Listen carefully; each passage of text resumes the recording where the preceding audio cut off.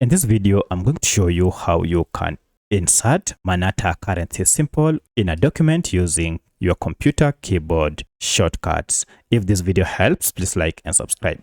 So Manat is a currency symbol for Azerbaijan, and this is how it looks like. Now the challenge is this keyboard shortcut is not found in most keyboards or in most computer keyboards. However, you can create your own so that each and every time you want to enter or insert or use this keyboard shortcut in any document, you just use a combination of your keyboard shortcut that you created.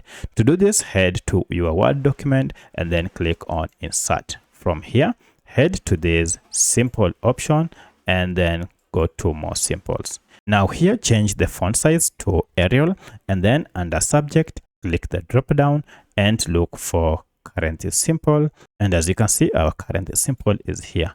If you click on it now, it will highlight major symbols for currencies around the world, and among them is Manat symbol, which is here. Just click on it, and now remember we are interested in creating a keyboard shortcut for this. Now to create a keyboard shortcut for this, just click on shortcut key here, and here you can see currently there is no shortcut. Now you can create yours by placing your cursor here, press new shortcut key to create your own. So for this, I'll wish to use a combination of Alt plus maybe number 8 like that as my keyboard shortcut for this symbol. Once you're done, now click on Assign. Now for your case, you can use any combination. If you want Alt plus any number or even any letter or symbol, it will be created. So as you can see, now I have this Alt button plus number 8 assigned.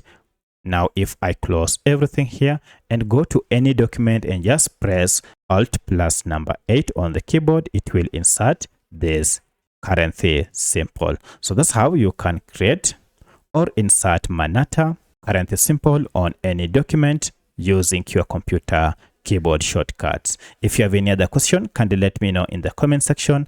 Otherwise, thanks for watching and let's meet in the next video.